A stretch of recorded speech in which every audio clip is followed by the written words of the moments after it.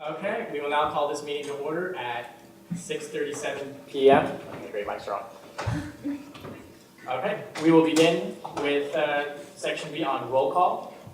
Okay, please, Mr. President. Senator Christian Arredondo. Present.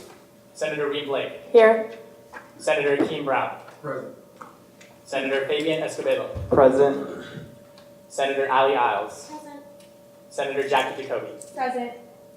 Senator Colette King. Present. Senator Delaney Koenig. Present. Senator Richard Lee. Present. Senator Carlton Newen. Present. Senator Priscilla Perez. Present. Senator Jason Ramirez. Present.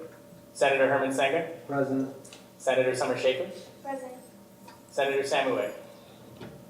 Absent. President Pro Tempore Devin Plausi. Here. Personnel Director Ashley Hirano. Present. Marketing and Promotions Director Ravine Cobb. Elections Director Stephanie Rose. Present. Outreach Director Jessica Arquidez. Here. Senate Secretary Ardelia Chakri. Here. Parliamentarian Momo Hussein. Here. Vice President of Campus Internal Affairs Fernando Echeverria. Present. Vice President of External Affairs Abraham Galvan. Present. Vice President of Finance Irish Zhang. Present. President Nafi Karim. Absent. And myself. Now, before we move on to the next section of our agenda, you may have heard there are a couple new names that we've added to our roll call. I'd like to present in my office, we have our new Senate Secretary, Ardelia Chakri, and our new parliamentarian, Momo Hussein. To give a little bit of background on the qualifications for the sake of transparency, just to present on how I went about choosing them. Senate Secretary applications were sent out via Scott Jobs, and I had over 50 applicants apply. As you can see, the top candidate was chosen. She has extensive administrative knowledge when it comes to typing, collating, administrative services, and organizational skills, which of course set her above par. For our parliamentarian, he's a name that some of you on the horseshoe might be familiar with. Of all the applicants I had for parliamentarian, roughly 45, he was the only one who already had previous knowledge of our Constitution, bylaws, and weeks previous had already taken the initiative to learn Robert's Rules of Order. So there was definitely no contest. Okay. Moving on with our agenda, we have subsection C, approval of the agenda. Do I have a motion to approve or amend the agenda? Okay, do I have a second? Second. Okay, motion by Senator Summer Schaefer, seconded by President Pro Tempore Devin Plausi. All those in favor? All those opposed? And abstain. Okay, by a vote of 16-0, the agenda has been approved. Next, I will be passing around subsection D. You can see approval of Senate meeting minutes. I will be passing around the minutes. Simply go through them. Check for legitimacy, accuracy, and quotes. Anything that you feel has been left out or needs to be amended or changed, you can make a margin of that, and afterwards sign your name on the back so that afterward we'll be able to put them up on the ASUCR website promptly. Okay, I'll be passing it to my left. Afterwards, just bring it down to your right wherever you got Senator one or just pass it. Okay. Moving on, subsection E of our agenda, we have ex officios reporting. At this time, any ex officios of departments, please come up and state your name for the record, and then you may begin. Hi everyone, I'm Courtney Parker and I'm from RHA. The only report I have tonight is our chair elections. Our chairs who are circulating presidents. We are holding elections this week. We had voted one more last night. AI will be tonight and I will be tomorrow night. Next week, myself as well as our Vice President of Technology will be selecting our assistants to assist us as needed. And then this weekend is the fall large show program Monte Carlo. RJ will be helping with putting on the dance. And then finally, we are preparing for our Pacific Retail Conference to occur, which is coming up in just a few weeks. I'm working with our Vice President of Communications to get that squared away. And that's it. Okay, thank you very much. Are there any ex officios? My name is Alexander Mastache. I'm the ex officio with the Fraternal Council. Tonight I bring 2 points of speaking. The first, this is our conclusion of Rush Week for the fall formal recruitment quarter. Secondly, A major issue that has been brought to our attention as an executive council is the app Yik Yak. For those of you who know, you understand what it is. For those who may not know what Yik Yak is, it is a social networking app in which users may anonymously post anything unchecked, unapproved, onto a message board that affects a certain radius around the user, i.e. UCR. Us in the Federal Council, we plan on writing a resolution for the banning of the usage of the app Yik Yak on our campus. So I charge you as the Student Senate to work with us on this resolution in order to ban it, because we've noticed a multifaceted issue keynote issues such as racism, cyberbullying, and slander. These are things that affect all of us individually and our organizations. It is a major controversy on our campus, and I would like to be one of the first proponents alongside the Federal Council in banning this app. A resolution is being written as we speak, and I will bring it next week. Thank you. Senator Colette King. Point of And inquiry Senator to Key Brown. Alex Mustache. I was just curious if you're going to work with the Panhellenic executive branch as well, because I know that they might have some concerns with it, possibly. Our goal is to work with Panhellenic on this issue. The only thing is that we are the only ones who currently have a representative of an ex officio, so I'm coming here to initiate this resolution being passed. Thank you. Yeah, Okay. thanks. Anything else? Senator Key Brown. One more question. Would you be willing to also, with this charge that you have taken upon yourself, would you also be willing to investigate and see if we can also do the same thing for UCR rants? Because it sounds like this app and UCR rants are similar. And it sounds like they both infringe on certain privacies or just certain moral things that we probably could prevent. So if this app is similar to UCR rants and whatever the function is, I would also like to see what we can do to get UCR rants to be banned as well. We will most definitely take that into consideration. I completely agree with your position on that. The only thing we can do is write that as well into the resolution and take in everybody's concern into account, because I care about the student body. I know you guys are here as your job to care for the student body, and I would like to see this issue be resolved as soon as possible. Okay. Vice President External Affairs, Abraham Galvan. Yeah, I just wanted to point out that I think one issue that you all will have to consider in writing your resolution will be the fact that, like, obviously suggesting that an application not be used or like a Facebook page not be used or whatnot can be problematic to some people, just because as horrible as these applications or pages might be, at the end of the day, like, the students of UCR like enjoy freedom of expression, and a lot of times pages, for example, like microaggressions pages, can have a lot of unpopular things as well, but they're definitely necessary and a proper avenue for people to express what they feel. So I just wanted to point that out because I know that that will probably be an issue of contention. I can already like imagine some people coming up here and like really having an issue with that. So it's just something for you to consider when you're writing a resolution. Make sure that it's something balanced that doesn't inhibit freedom of expression, but at the same time does denounce the use of these platforms for like racist, sexist purposes and things like that. So. And last comment, Vice President Campus Internal Affairs, Senator Chimberville. I think it's very honorable that you're taking this up, but as Abe just pointed out, that there's a lot of other intricacies that actually play a part in having something banned. The only real legal precedent that exists for banning something like that is like the Facebook application when it was first starting on the Harvard campus. The only reason they were really able to actually stop the use, because at first it was like it was an application to compare women. So the only reason they were able to stop that was because the student happened to go to the school. And if they found out the student goes to school, then conduct can actually like intervene and stop it that way. But if the actual creator and the owner doesn't go to this university, there's nothing really that the school can do and that we can do. And also the best avenue, especially for slander, would be just like a legal case or lawyer if it's really something that you feel strongly about and that's really gonna affect you for like the rest of your life.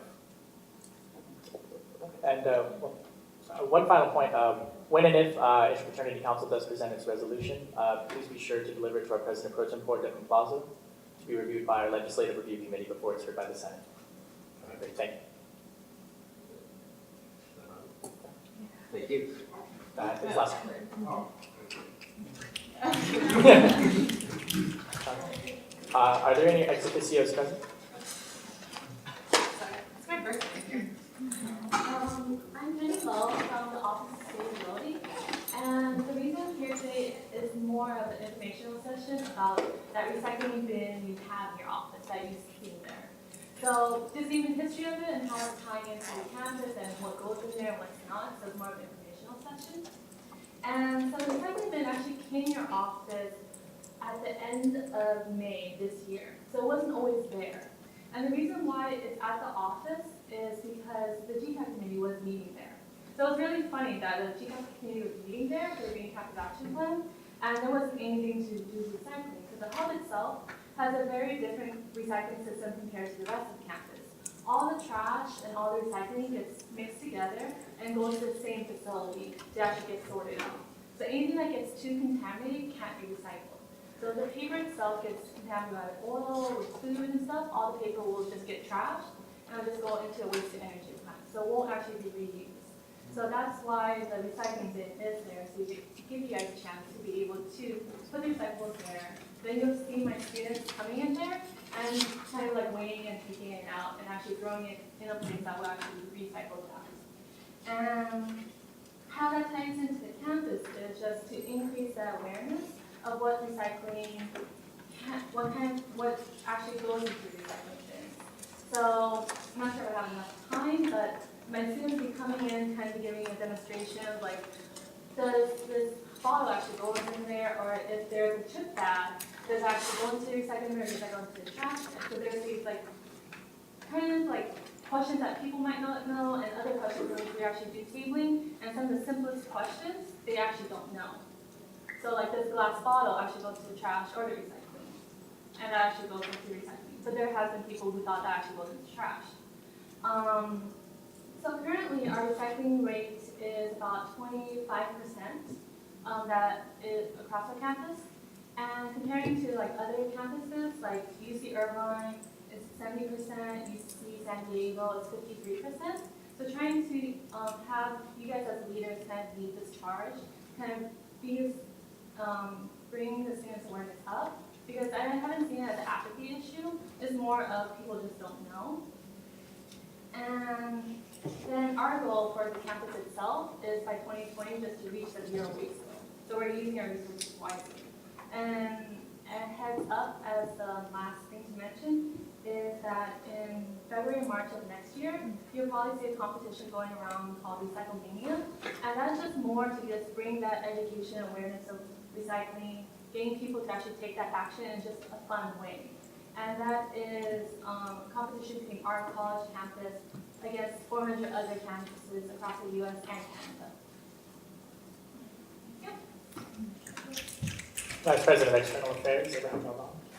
Yeah, I had a question. So you said that the hub does a different recycling process than the rest of campus, and where we like basically just mix everything and then sort it. But so would you say that a lot of potentially items that could have been recycled end up not being able to be recycled because of the way the hub handles their recycling process? Yes. Okay, because if that's the case, I'm not sure if that was like a main point of like your presentation, but I think it would be. It was? Okay, So great. it was one part of it. The other one was just more the awareness. So Okay. that's why it was at your. Because as a member of the Highlander Union Governing Board, I would say that this would be something very interesting for you to bring to our attention. I know that I personally wasn't aware of it at all. And so if maybe you can consider coming out to the Highlander Union Governing Board and talking to us about it, I think it would definitely be something good for us to discuss. Because if there's items that we're not recycling just because of the way that we handle it, while the rest of campus is doing it differently, it would be really good for us to reevaluate that. Thank you. Okay, seeing no more questions, thank you so much for the presentation. Are there any more ex officios who would like to present? I believe that in the gallery we have representatives from USSA. If they would like to come up.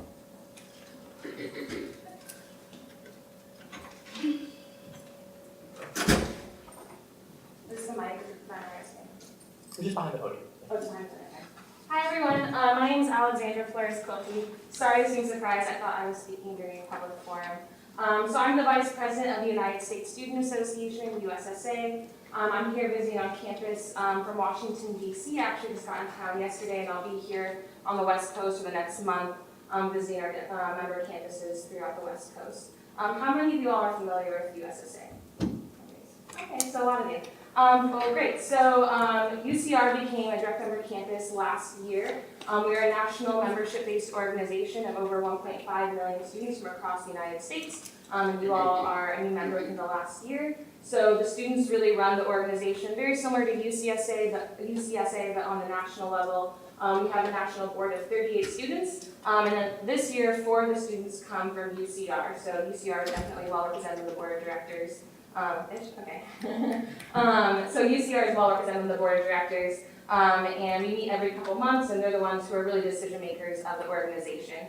I am nationally elected. You have 2 national elected officers, the president and vice president. The president is Maxwell Love. We were both elected by the national membership this last summer at National Convention, which happens every year during the summer. And this last year it was held at University of California, Irvine.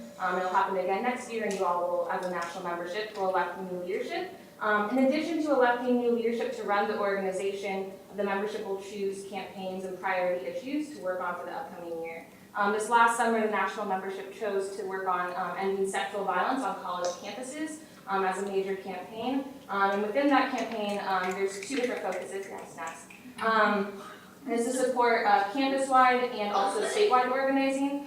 Pretty much every single direct member campus within USSA right now has chosen to work on this on their campuses, as well as all of our statewide student associations have chosen this in the coming year. So we're really trying to support grassroots efforts both on the campus-wide and statewide level, as well as work on the national level, which is a little bit the other side of what we do is running federal campaigns. So as of right now, students from across the country are coming together to decide what the federal priorities are going to be. We're going to really hit the ground in January 2015. Folks wanted to wait a little bit because of the fact that you all have been running vote really intensely, not just at this campus, from across the country with the midterm elections. So you'll see that really hitting the ground, especially with federal legislation moving forward. And so you can expect some updates with your campus representatives on that in the coming year. The other national campaign is called State of Emergency. That's specifically focusing on the recruitment and retention of students of color on college campuses while having a racial justice lens on what education looks like in the United States.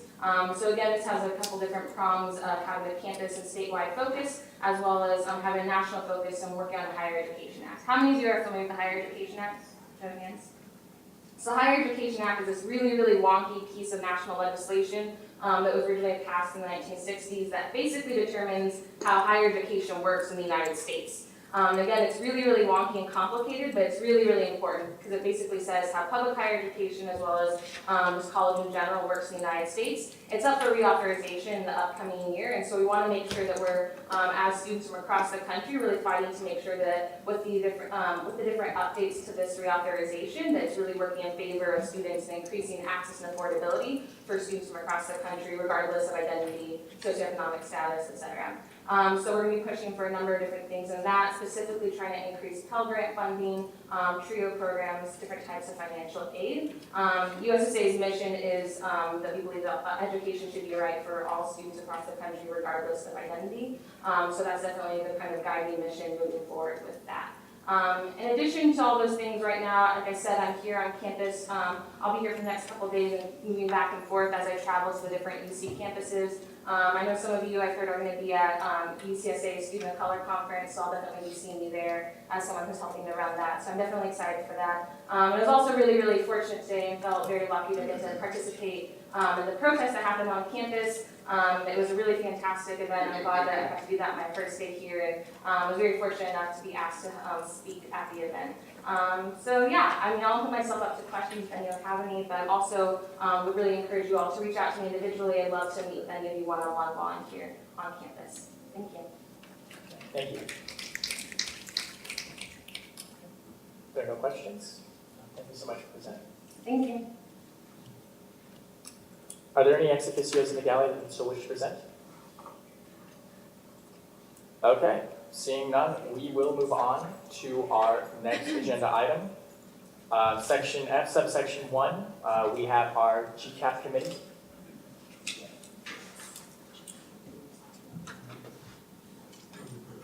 And we will have our Vice President of Campus Internal Affairs speak on behalf of that. Could you pull up the? Yes.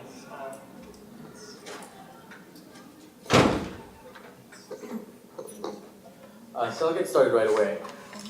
So once it's pulled up on the screen, you'll be able to see it. I actually sent it out pretty late last night because we had our meeting yesterday, so I had to make sure that everything on the actual form itself was legitimate and what we actually passed during our meeting.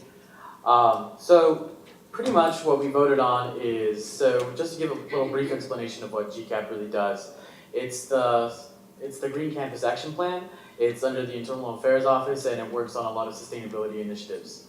So every year we give out like a series of grants to different projects. Students and different departments can come up and it has to be student-led, student-driven, and they pretty much ask us, they pretty much provide a proposal for us and they kind of outline what their project is, how it's going to impact the campus, how is this like a sustainability project, how is it green, and then we just kind of, we mess with it a little bit and then we make sure that it's a good project at the end of the day, and then we vote on it the board votes on it, and then we put it to the Senate to pass, ultimately.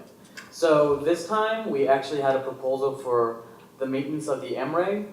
For those of you who don't know what the MREG is, it's like a little solar trailer that kind of opens up and it generates electricity for different campus events. If you've ever gone to the Solar Smoothie event, it's actually out there at those times. Pretty much it just generates power. We rent it out to different student organizations, and even the city sometimes rents it out as well. And right now, over the summer, it actually took a little bit of some damage because there was an unexpected rain, and it actually hangs out in the garden space or sometimes out in the field area, and it wasn't completely protected at the time, so it did sustain a little bit of damage, but it also needs a couple updates on the monitors and the LCD displays. So what this project actually proposed was it asked for $4,000 to repair the components that were broken, as well as upgrade and update the LCD display for it to display different statistics so that when student organizations use it, they actually know how much they're saving, how much voltage there is, pretty much all the little analytics that are part of the machine is kind of going to be displayed through this nice LCD display. And it's also going to be like the education component of the machine as well. So I kind of want to skip straight to the budget so you can see what the money is being spent on. And could you scroll down?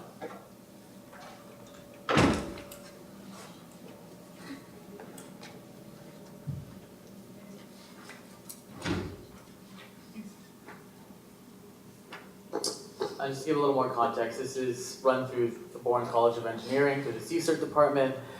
Students are actually it's student-led, so the students actually do a lot of the maintenance along with different faculty and advisors, and they all do it together. And we hope in the coming years that it's also upgraded even more, to have even more of a capacity and to be able to kind of help out more with block party and the different concerts we hold, so that we have a zero emission campus. So to look at the budget item real fast, so I'm just going to run through the different things and then we can vote on it at the end, but I just wanted to give you an idea of what items are actually on the budget so that you know where the $4,000 is going. So for the presentation poster, they have one, it's going to cost about $301. Spray-on galvanizing compound, 9 for a total of, and per item it's $1065 for a total of $95.85.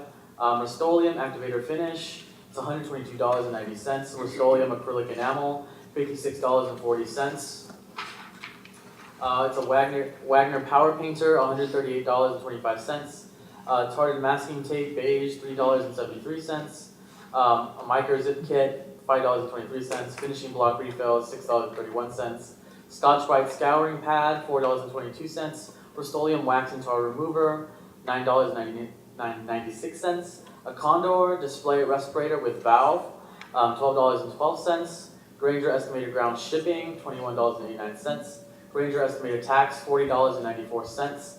Norton hand scratch brush, $8.39. A Dell computer, touch panel, 21.5 inches, $249.76. A Video Secu LCD monitor TV wall mount with an articulating arm and bracket, $14.99. Quick release LCD bracket, $9.99. Estimated shipping, $8.47. Estimated tax, $23.24. And most of the cost is actually going to be labor costs for a total of 197 hours at $14.55 an hour for a total of $2,866.35 for the grand total of $4,000. Those are all the items. So I'm going to ask for a motion to pass the grant. But if you have any questions beforehand, we can take the questions. Okay, I open up the floor for questions. Senator Keene Brown. How many students will actually be benefited from this project? You said that it's student-led and student repaired. How many students are going to benefit? I mean, it's more over like, yeah, it's going to be like 5 students that are actually working on the project itself.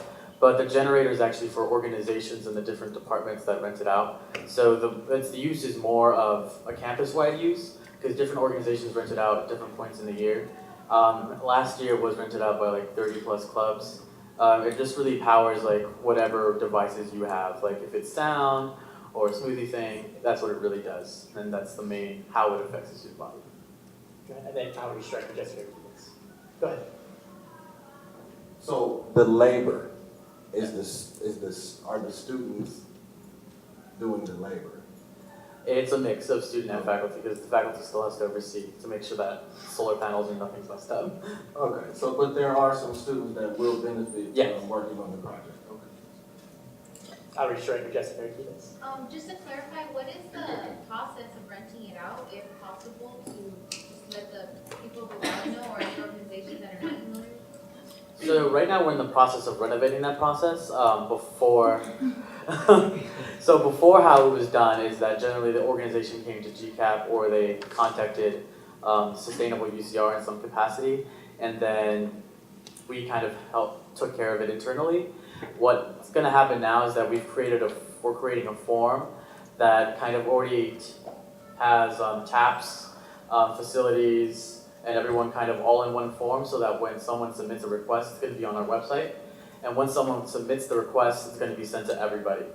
And beforehand, it actually was a little more labor intensive to where the Fortino was contacted and then Fortino had to coordinate with all the other campus departments. But we're changing that process currently. Is there any cost to students? No cost to students. Okay, great. Are there any more comments or questions at this time? If not, I open up the floor for motions. Do I have a motion to approve the GCAP proposal? Senator Greenway. My motion to approve the GCAP proposal. Okay, do I have a second? Seconded by Senator Carlton Nguyen. Okay, all those in favor? All those opposed? And abstain. Okay, by a vote of 16-0, this motion passes. Okay, we will now move on with our agenda. In section F, subsection 2, we have our Legislative Review Committee. President Pro Tem Rardeppan Plaza, you have the floor. Hi everyone. So first and foremost, this is mostly just for Senate. I'm still looking for 2 more members of LRC. If your schedule is open from 5 p.m. on Tuesdays, please come see me. LRC plays a big part, and if you are interested, please don't hesitate to call, email, etc. Next, in our first LRC meeting yesterday, we went over the bylaws for the Office of Vice President of External Affairs. Most of the changes that we went through were structural and grammatical errors, as well as a few points that were just clarifying. If any of you have any questions based on the reading that was sent out last night, please feel free to ask. Okay, at this time, I open the floor for comments and questions. Senator Summer Schaefer. Yeah, so when I was reviewing it, I noticed that you mentioned that there was a minimum of 9 months for the VP of External Affairs, and I was just wondering if the minimum shouldn't be extended to more than that, since you do have to spend the majority of your summer working on UCSA Congress and USSA Congress, or any other things that you might have to plan during the summer. Can you just point to me which part you're talking about, just so I can make sure I answer your I don't question? have it in front of me, but it was under, Oh, it's on section 2, Yeah. subsection A. Okay, so right there. Section 2, subsection, Oh. where? Oh, Okay, yeah, President never- Pro Tempore, Devin Plaza, would you like to? It's, that section is referring to the staff under VP External Affairs. So their terms are only 9 months. Abraham. Oh, okay. My apologies. Okay. Any other, Senator Eno? Just to provide a little clarification, so what essentially that is saying is that there may be times during the summer that the executive vice president's staff needs to come in. However, our bylaws state that they are only paid for 9 months. So this clause allows the executive vice president of external affairs to then, at his request, ask those individuals to come in. However, there is no legal binding upon ASUCR. Yeah, I understand. Okay. Well, concerning these bylaws, I understand that these still have yet to be approved by finance, yet we are able to make their approval pending finance committee's approval as well. Vice President of External Affairs. Yeah, from my understanding, the only section that, in relation to these bylaws that's governed by finance, if we go to the stipends and regulation bylaw, it says that finance committee has the authority to establish the initial pay rate of any paid positions. So what that means is we can pass this bylaw and appoint the individuals. We can pass a bylaw saying that these positions are stipended, and then we can also appoint the individuals. But after we do that, then it'll just go to finance committee to determine at what rate those positions will be paid. Yes, it's in our bylaws, it's chapter 8, section 3, subsection D. The finance committee will set the beginning pay rate, but it is Senate who approves whether it will be a stipend position. So there will be 2 motions that I will look for. One is to approve the Vice President of External Affairs bylaws, and the second, we will need a final personnel approval. As you are all aware, personnel approvals are done by a closed ballot vote. As was mentioned during last week's Senate meeting, we did a pending personnel approval depending on bylaw updates once they've been cleared to the Legislative Review Committee. Now that they've been cleared and all documentation purposes have been served as far as legislative clarification, we will now go through the second motion will be made for a final personnel approval. So for the first motion, do I have a motion to approve the Vice President of External Affairs bylaws pending Finance Committee approval? Senator. Motion to approve the bylaws. Okay. Do I have a second? Yeah, I know. I move to amend that motion. So my proposed amendment is I move to delete the previous bylaw and pass this bylaw, just because we need to get rid of the old one first. Oh, okay. Yeah, so. Sorry, I thought they would replace it. But Okay. Would you like to rephrase your motion? yes, motion to delete the prior bylaws and replace them with these updated bylaws. Okay. And do I have a second? Seconded by Senator Ali Isles. Okay. All those in favor? All those opposed? And abstained. Okay. By a vote of 15-0, this motion passes. Okay. Next, we're going to give me one quick second to be able to deliver on the table. We're doing our final personnel approval for the staff of the Vice President of External Affairs. Yes, President Pro Tempore. One last thing before we go, this is for the galley. LRC meetings are Tuesdays at 5 p.m. in the ASUCR conference room. Feel free to email me if you have questions or comments.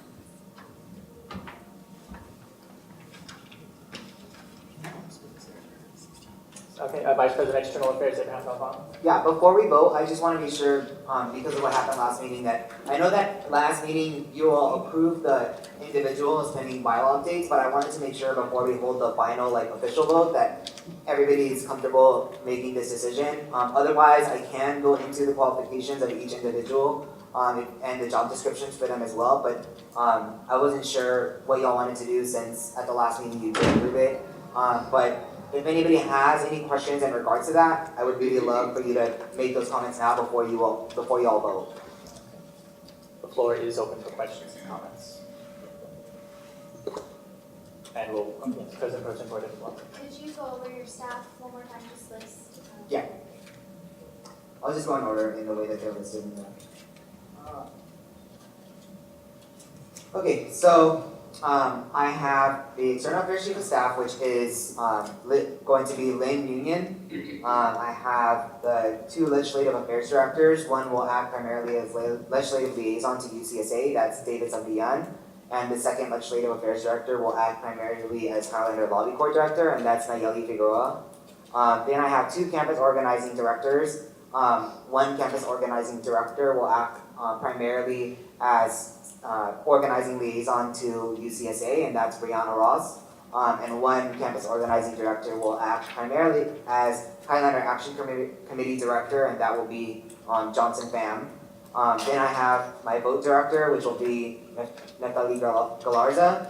And I have, under those offices, I have the National Affairs Officer, which will be Alexandra Wilson, Local Affairs Officer, which will be Melissa Mikhail, Communications Officer, which will be Wesley Sun, and then under Highlander Action Committee, I have a Labor Officer, which will be Arturo Gomez, Diversity Officer, which will be Priyanka Sharma, Regional Officer, which will be Arman Asedi, and then under the Highlander Vote Coalition, I have the Coalitions Officer, which will be Ani Dhruva, the Volunteer Officer, which will be Sanuja Das, and the Marketing Officer, which will be Kevin Martinez. The floor will remain open for questions or comments until the voting ballots are handed out. Yes, Outreach Director Jessica. Yes. I had a question regarding, I believe it was the on-campus, like the labor officer or diversity officer. Is that? Which one, sorry? The diversity officer. Okay. Will that person be in charge of taking the initiative to kind of take on the role of diversity council or create that? Because I know that we have to meet a quorum, and I don't know if we did or that. Yeah, so for the Diversity Council, so as y'all, some of you weren't here when we passed that bylaw this past spring, but basically, the Diversity Council, when I wrote the bylaws and passed them, it's under the Campus Internal Affairs Office, only for the process of getting the members, and so that they have their budget through the internal affairs. But yes, the Diversity Officer will be the representative from my office that sits in on the Diversity Council. So she will make sure that the Diversity Council is functioning and reporting back to me as to what the Diversity Council needs in support for my office. And then there's a representative from Campus Internal Affairs, which is the Commissioner of Diversity, that sits from as a representative from his office in the Diversity Council. So. Okay. Are there any more questions or comments? Being passed around now are your ballot slips. As stated in our Constitution and bylaws, all personnel approval from Senate must be done by closed ballot. So the chair will open up the motion to approve the Vice President External Affairs Office personnel appointments, and you will write down either yes, no, abstain for your vote. Afterward, simply fold the paper up, hold it up, and the Senate Secretary and I will come around to collect your votes. Okay. Now, do I open up the floor for motions? Do I have a motion to approve the personnel updates? Yes. President Pro Tempore Devin Plaza. I motion to approve the personnel updates. Okay. Do I have a second? Seconded by Senator Herman Sanger. Okay. And once you've finished your ballot, you can simply hold it.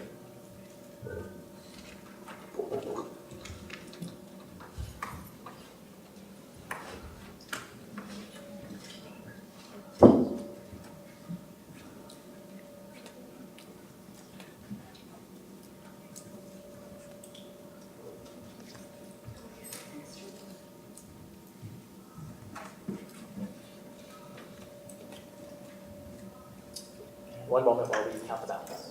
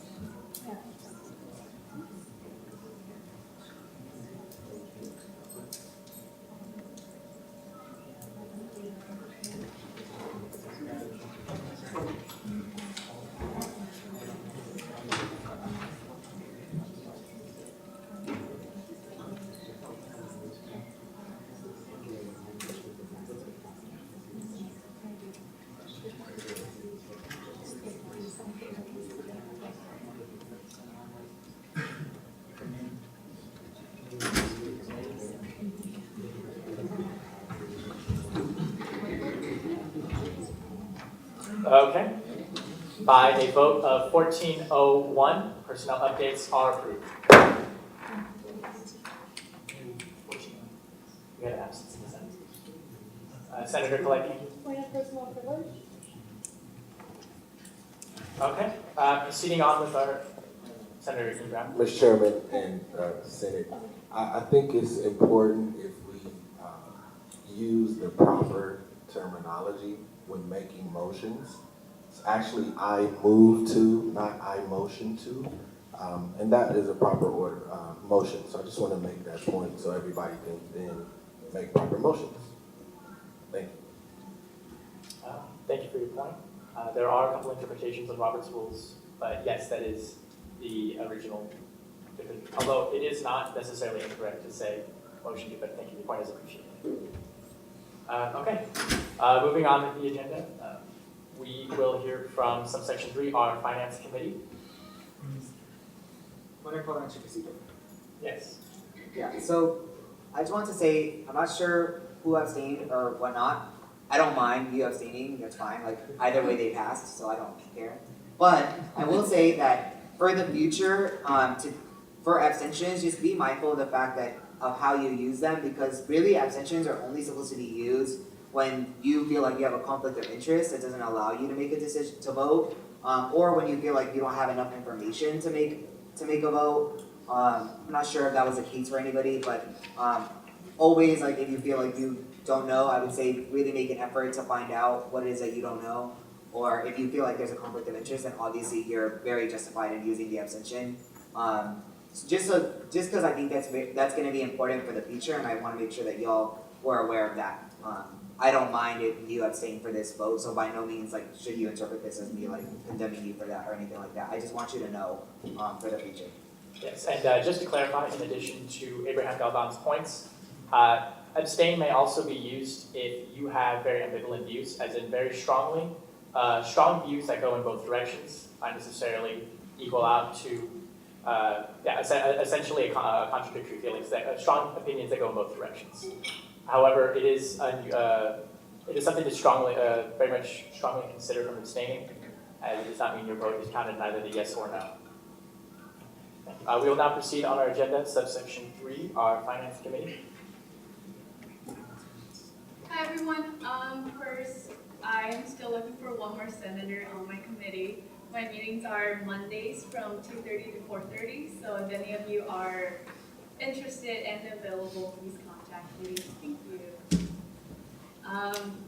So during this past finance meeting, we did go through some finance bylaw changes, but they are tabled for next week just because we didn't really have enough time to go through all of them. So that's tabled for next meeting. After that, we did pass 10 budgets for 10 organizations, and they are as follows. We allocated $998 to Student United Way, $998 to American Medical Student Association, $750 to Medical Outreach Beyond, $908 to Go Club, $998 to Gamers Guild, $908 to Engineers Without Borders, $1,328 to Filipinos in Science, $825 to American Red Cross, $998 to Tomorrow's Teachers in Science and Math, and the last one, $3,500 to Katapunan, which is an auto renewal. Is there any questions? Questions, concerns? So at this time, Vice President, External Affairs. Yeah, I do have a question. So, I've never been aware of like what the process is for like determining how much like all the different clubs get. So I'm just really curious about that because I think a lot of people probably don't know and I never knew. So how is it how does Finance Committee determine like the amounts that they get besides like what they ask for? it's based on how many years they're registered with us. So each year it starts with $750 as your first year, and each year if you're continuously registered with us, it increases by 10% year after. Yeah, just for a clarification, Katipunan said previous 3,500. It said asking for 3,975. It says the vote was passed, but I believe you just said that they got 3,500. Yeah, Is that the maximum? Or? That's the maximum for Okay, just to yeah. clarify. Okay. So then, are they allowed to ask for more? I was kind of confused. Like, Ask for more than 3,500? yeah. No. Okay. Okay. If there are no more questions or comments, I'm Senator Jason Ramirez. Yeah, so as I'm looking at the minutes up there, this is for your meeting, right? Oh yes, sorry, you're not on there. Okay, thank you. That's Senator Herman Sanger. I just have a suggestion that on the minutes we say how much they were rewarded, because it says previous asking, and then, you know, what you're saying, there's a discrepancy between what you said and what's on the minutes, in my opinion. Oh, okay. Yeah, so I should maybe say received on there, or like after today. Just say, On the minutes that I have. So it's just 3,900. Yeah. So that's just a suggestion for me. so you just want another like section? Because it says previous, then it says asking, then it says voting. Uh-huh. So my interpretation was that they were voting on what they were asking for, not, you know, so it's kind of confusing. So I should say, it should say received at the end. Okay. No, thank you. Okay. Are there any motions on the floor at this time? Senator Herman Sanger. Motion to approve. Finance. Yeah, Buckets. Okay, great. Thank you for that. Motion by Senator Herman Sanger. Do I have a second? I second that motion. Thank you. Seconded by Senator Reed Blake. All those in favor? All those opposed? And abstain. All right, by a 15-0 vote, this motion passes. Okay, we will now move on to the next item of our agenda on section G. Just to give a little clarification for both Senate and the Galley, this item of collaboration, this is essentially something that I sent on the email and also something you senators can also find on your ASUCR drive. Collaboration, to define, is one of the primary reasons that we meet here during Senate meeting, and it is something concerning your specific projects that you are working on to present on immediate input from Senate, whether it be assistance, an opinion, a matter of perspective, anything that you believe requires an immediate attention to the Senate. Now, already we have a few proactive senators who have already wished to present under collaboration for their current projects. So you can have them mentioned in the agenda, and I'm very happy to have them. So we'll begin with, on subsection 1, Senator Colette King. Do I need to stand over there? No, you can speak from your position. Can everyone hear me? Yeah. No, I'm being serious. Yeah. Okay. Thank you. Okay, so first, can I know how much time I have? The floor is open. Oh, perfect. Okay, so the first project I'm going to talk about is actually my trolley project. It's not a trolley anymore because of certain reasons, which I'll further explain. For instance, we don't have enough trolleys at the moment to do it, but the whole plan was to basically connect downtown to UCR. And I briefly explained it last week that I'm looking into using Uber or Lyft in order to connect downtown and Riverside. So that way students during a certain time of the day have that means of getting over there. I'm contacting Uber as we speak, not as we speak, but I have today and yesterday, and I'm working on that. So I can't say how much progress is on that, but I talked to Sue McKee and Jeff Cross, and they said that the trolley project, which would take about 5 years to do, this one can be done within this year. So that was cool. Also with that, I spoke to them, and the trolley project, which I thought was totally my idea, is definitely not. The mayor actually had this idea way before I came along, and he actually has a committee on it. Also, RTA has the same kind of system that they want to do, and it's a bus system. The reason why they haven't started is because of certain setbacks, but I'll probably talk about that later, but I just want to say that the committees are open to students to attend. So that's cool, but that's not going to happen within that's only going to happen within the next 5 years. Next project, I'm sorry, there's 2 more and then I'm done. Okay, my next project is housing. I've been working with Fernando on this because I was away this summer, so he helped me with this project over the summer. Basically what we're trying to do is create a more engaged campus within organizations, and we're planning to do that with housing. And this would be organizational housing as well as Greek and sorority housing. So organizational housing would accommodate the larger clubs on campus. It would be unrealistic to say that 400 organizations on campus would get a house, because that would not be true. And they need a certain amount that are willing to be within these accommodations. So that's another project that I've been working on with Fernando. And then just briefly, another project, which is something I've been working on since last year, is the ARC course program. I'm not sure if you're all familiar with it, but ARC courses is actually student-run courses, and it provides students the ability to work with a supervisor in order to create a sort of syllabus so that they can teach students on campus. It creates more of a hands-on approach to learning. It helps not only the person who's teaching the class, but the students who are also taking the class to see a different aspect of a certain subject. And this is open to all majors. And I know that one of the issues that's come up is that it seems like it might just be a humanities favored kind of program, but it's not. It's definitely open to CNAS students as well as BCOE and SOBA.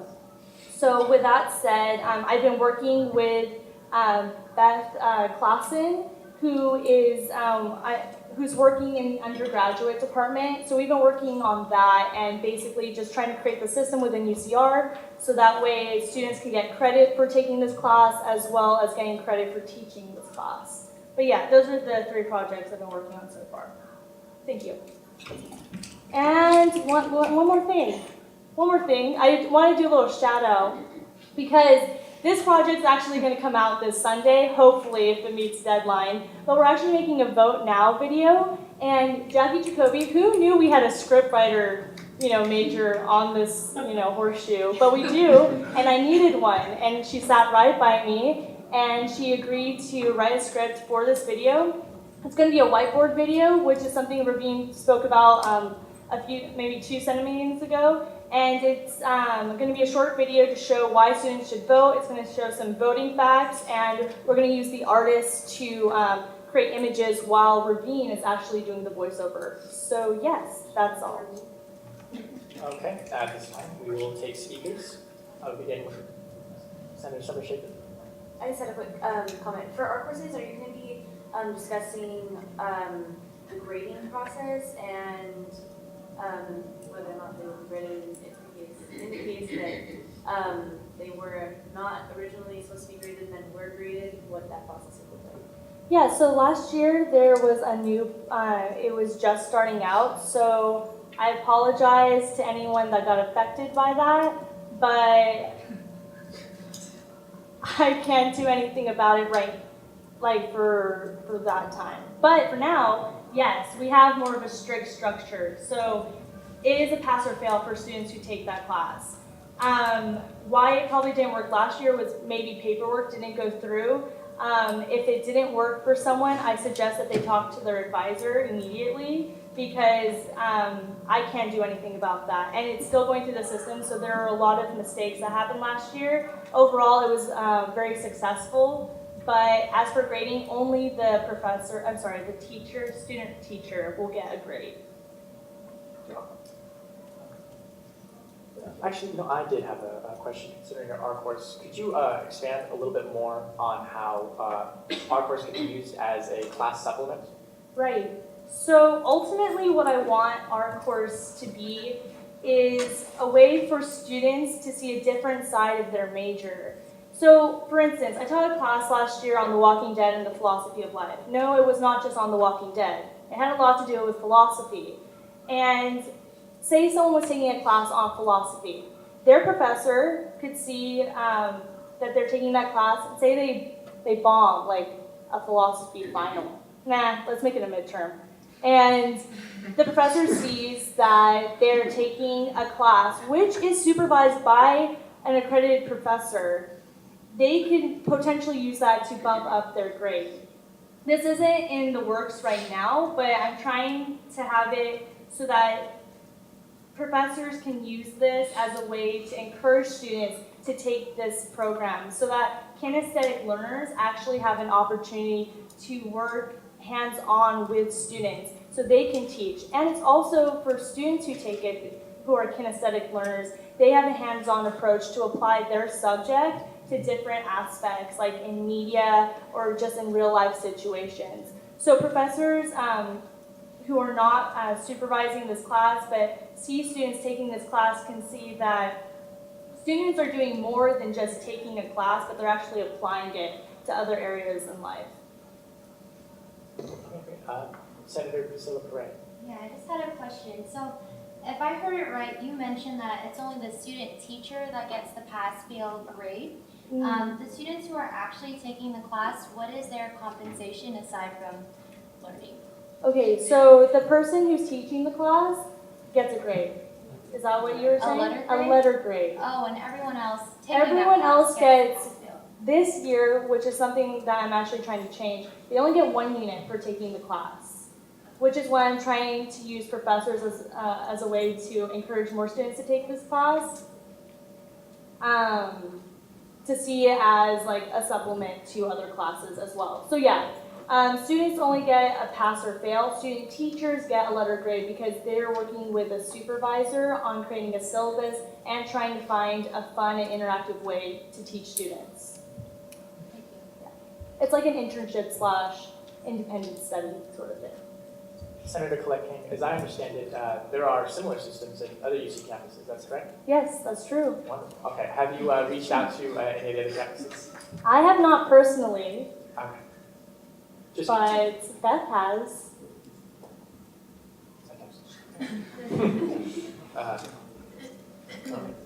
Are there any more questions, comments, from matters of perspective that one would like to address to Senator Colette King? Vice President of External Affairs? So can you just go over more like what modifications you want made to our courses? Okay. Just because I feel like I'm not exactly sure of what modifications you're trying to push more. I do think that there were a lot of things that need to be adjusted with our courses from what I've heard. Right. So I'm not sure what your ideas are. Maybe like other people have other ideas as to like things that you could potentially like modify. Right. So the thing is, what is going to happen this year has already passed through Academic Senate, so we can't change anything for this year. So these modifications that I want are something that the next person who's in charge are going to have to take over. But I want the students who take the course to at least have 2 units. That's actually how it started when I first taught it. They had 2 units, and everyone that I know favors a 2-unit class over a 1-unit class, especially for the work that I had my students do. I felt that they deserved 2 units, actually 3 units. So that's why I'm advocating for more units for students. The other thing was talking to professors and seeing if they can view these classes as a supplement to their own class and maybe see it as like a grade booster for students who are taking these student-run courses. Okay, fantastic. Fantastic. Okay, seeing no other comments, we will now proceed to subsection 2. We have Senator Jason Ramirez. Hello, everybody. How are you all doing? So I just have a few things. I'm going to try to make this relatively quick as possible. I don't want this night to go on too far. So I was actually recently approached by one of the students at ECOE, and he was saying how in the hub there's no healthy drink options. There's like sugary sodas, sugary juices, and there's water. So I'm following up with him, and we were actually attempting to discuss something that we could potentially do later on. But through the brainstorming session, one of the things that we kind of came up with was being able to install one of those orange juice makers into the hub for breakfast in the mornings. So I know the dining halls currently do that, and as far as I know, they still do that. So I thought that would be something that would be really cool that we could do. As far as I know, Tanya Wingate is the point of contact. Okay, I was trying to just hear you. Is that a point? Yes, as a dining student worker, we do use the orange machine, but just as a point of information, it is a huge mess. It takes about 3 students to clean it. We only have it for a certain amount of hours.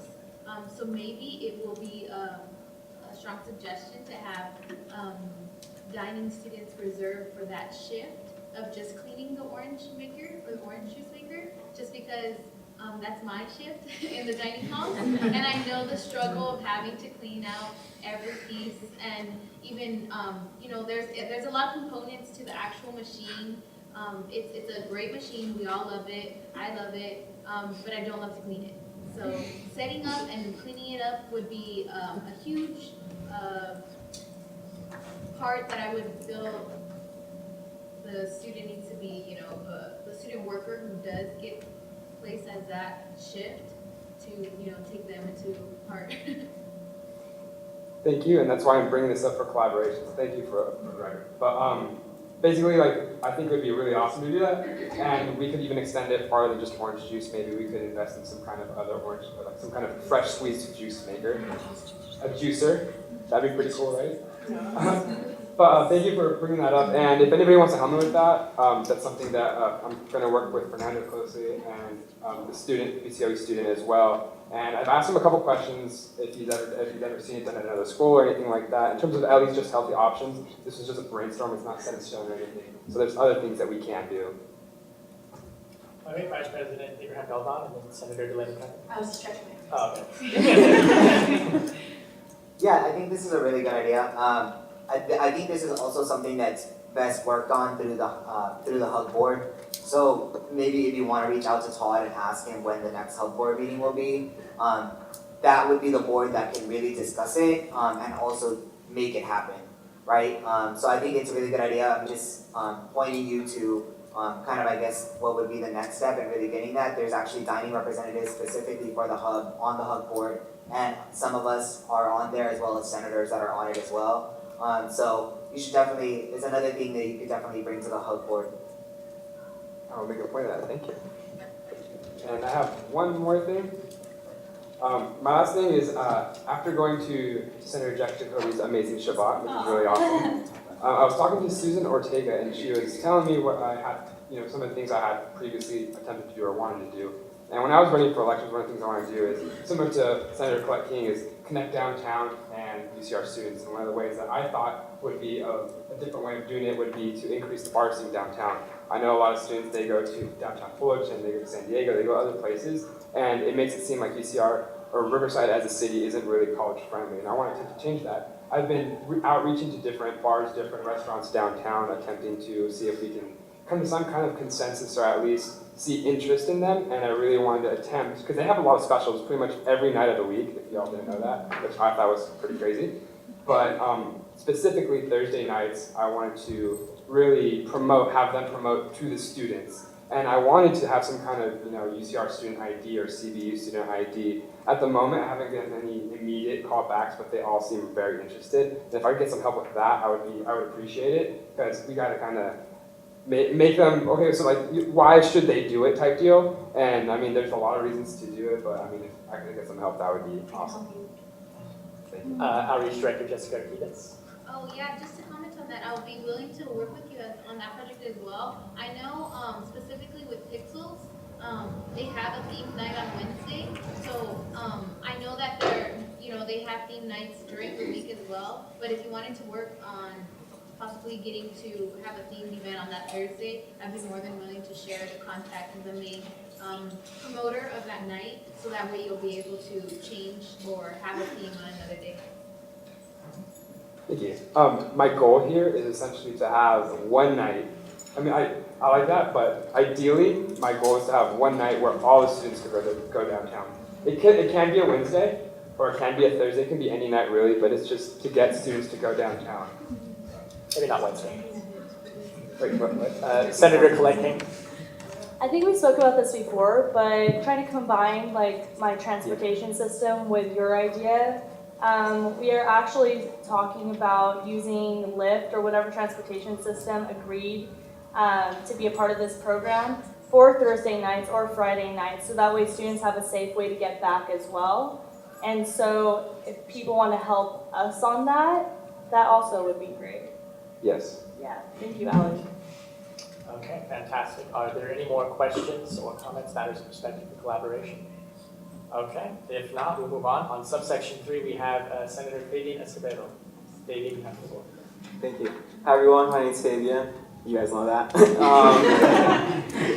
I just want to talk about my event and see if anybody wanted to collaborate. It is a campus unity / charity event called the Turkey Bowl. Basically, it's a friendly competition amongst the orgs. We will, to be able to enter the competition, each org must bring their own frozen turkey, and it would be like bowling, like frozen turkey bowling. The winners will be getting cash for their organization, and then we will be donating the turkeys to the homeless shelter.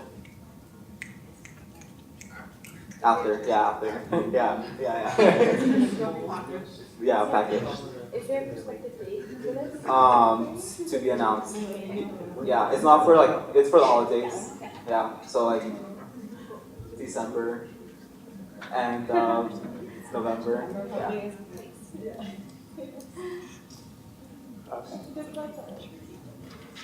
Okay, great. Thank you, Fabian. If you want to collaborate, just come talk to me after.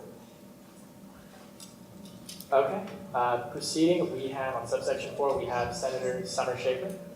Okay, I'll be quick because I know we have a format for this. Yay! Okay, so thank you for everyone for sticking and hanging in there.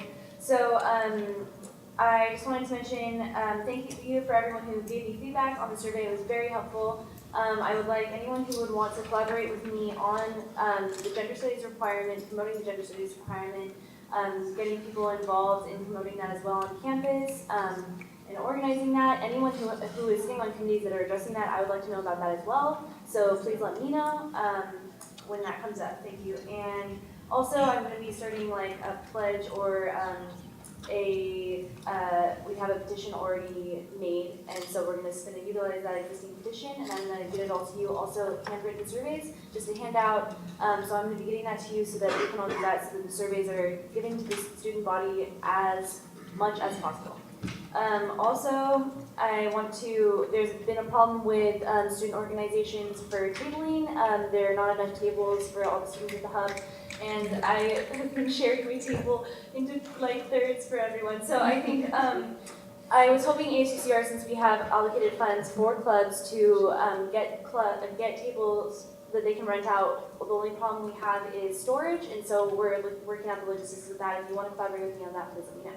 Also, today I was at the UC Office of the President's Task Force on Sexual Violence and Sexual Assault. I wanted to update you all on that. I wanted to let you know that there is a committee at UCR that meets quarterly that's called the Continued Community Response Team, and they meet quarterly, and I think we should get as many students on that, especially student leaders, as possible, because it is the one time where all, especially students that are interested in this issue, because it is the one time where very important people all meet in one place. So like crisis centers, Title IX offices, student conduct, student health, housing, the list goes on, it's a very long list. So it's a really great time for students to reflect on any concerns that they want to happen and initiate at those meetings, so please contact me if you're interested in that. And if you have any questions about what went on at this meeting, please contact me and 5 other UCR students went. And student Eleanor Tudor was there, as well as the Title IX officer, so if you have any questions, please come. Thank you. Okay, fantastic. Marketing Promotions Director Raveen Rathod, and it's Senator Blake. Summer, I think that's an excellent idea. And one thing that I would just want to add for you to consider is I know a lot of clubs have expressed to me that it's really a pain to carry out the tables and there are other additional props and items that they use for tabling.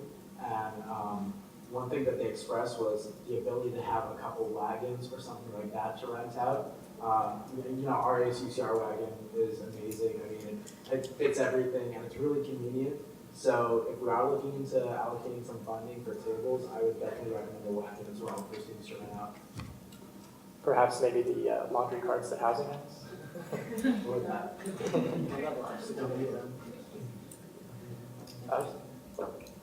Okay, great. Are there, sorry. It was me. Colette. Summer, I just wanted to say that I'm really glad that you're going forward with this gender studies requirement. I think I don't know, in my opinion, I think maybe you should do an art course on it. I don't know. In our course, informing students about the requirement? Yeah, maybe that, or even try and create like a gender studies class of your own to start it off. Okay, well, I understand. The reason why I'm pushing so hard for the gender studies requirement is because I started my club that is about gender equality, in the light that I could inform people about gender equality and that people would come. However, the people that really need this information and it would probably affect positively the most are people that probably wouldn't come out voluntarily. So that's why I'm pushing for this requirement. Okay, that's what I do. Yeah. I was just saying that only because if it increased in popularity, it would also be a good talking point that this is something that the students actually want. And that's what if anyone has suggestions on making this a more popular topic, I'm brainstorming right now with Alejandra Perez in the Internal Affairs Office. She's awesome, and we have some really great ideas. But if you have any, please just come talk to me. Okay, awesome. If there are no other points to be had for under collaboration, I do want to thank you all on presenting it. This is exactly what collaboration is for, to get input from other senators, assistance on matters, things that require the immediate attention. So that was wonderful. Before I actually move on, there was one that was not added, and I'd like to give him the floor to present, and that is Senator Keith Brown. Can you have the floor? Thank you, Mr. Chairman. I would like some help drafting a resolution to our administration here on campus, to our university Office of the President, and possibly our UC Regents, declaring November as Transfer Recognition or Appreciation Month for 2 reasons. November is the month in which transfer applications are due for the UC as well as the CSU. November is also the month where newly admitted transfers would have been on their new campuses for at least 30 to 90 days. So this resolution would serve 2 purposes. It would empower the students who have already transferred to UC campuses or CSU campuses. And it will also encourage students who are getting ready to submit that application, those students who are writing their personal statements, and their students who are really trying their best to get in here. So I would like help drafting that resolution. So the next piece with that would be to reach out to CSU SB and their associated students, as well as RCC and their associated student government, and have them do similar things. So that way we can have a day of action for 3 campuses at 3 levels representing California's public education system. Overall, what that would do for us is we'd be in line with a state priority. Governor Brown, President Janet Napolitano, they're all focused on transfer students right now. So UCR would take that would have an opportunity to sort of take the lead on something like that. So if there's anyone who would like to help me, I would definitely like your help to draft this resolution and make this collaboration with the other levels of the California education system. Thank you. Senator Delaney. I work for the undergraduate admissions department, specifically within marketing, and we have a lot of events throughout November that pertain to workshops, and they're trying to target transfers, as you know, very heavily within the university partnering system. And so once we get that legislation drafted, I'd love to talk with you and help you with marketing those events and integrating the theme of Transfer Month into the events. I think it's a great idea. Senator Summershaker. Could this be a UCSA resolution? I would like this to be a California-wide thing at every level of recognition, that anybody that recognizes public school students from the governor's office would be the ultimate goal if they would recognize this resolution.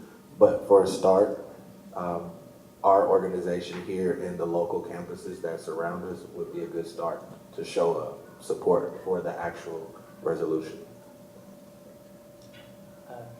Senator, actually to touch on your point on local affairs, we do have an intercollegiate council for the city of Riverside that connects RCC, CBU, UCR. You can contact our Vice President of External Affairs, Abraham Galvan, for a little bit more information on that. After me. Thank you. Okay. If there are no more points of consideration for collaboration, we'll now move on to our next item on the agenda, and that is section H for public forum. For public forum, at this time, any members of the galley may come up and wish to address Senate on matters related to anything you have heard during this meeting or unrelated matters you wish to bring to the Senate's attention. You will each have the floor for until the total time of public forum. Please come up and state your name. Hi everyone, my name is Sean Fabian. Hi, Sean. How's it going? That's so weird. Anyways, so how's it going? I just wanted to come and speak to you all and kind of just like, I know you all have been like welcome. This is your second meeting now, but welcome. This is it. You all are senators now and executive cabinet members as well. I kind of just want to come and let you all know, like, you know, really like kind of the power that you have as senators to really create change on this campus and to really do a lot of great things. And I really wanted to like touch on the point that, you know, when you all ran for Senate, you didn't run just to run against another party or just to, you know, further yourself. You all ran with the best intentions for this campus. And I have nothing but faith in every single one of you all to make a lot of change. And it's crazy because like, after elections was all done, like I was like thinking like, wow, there's a lot of good people in the Senate, like, because like you all are all campus leaders and you all work hard for these positions. And I just wanted to come here and let you all know to really make the best of it. And the executive cabinet as well. It's an opportunity, and you all are here because you care about this campus. So I just kind of want to let you all know, or just kind of just speak to you all and let you all know that that's what you're here for. And the Senate is a great experience, and it's really what you make of it, and how much opportunity you give yourself to make the position what it is. And as a Senate, you know, if you know the bylaws, if you know Robert's Rules of Order, you all have a lot of power. You guys have a lot of power. You all, sorry, excuse me, sorry. So yeah, so just remember that. And if you ever have any questions about being a senator or anything, like there's people who are still here that have been senators who have experienced it, and you also have your executive cabinet who have great experience as well and have made a lot of change on this campus. And yeah, that's about it. So thank you and good luck with this year.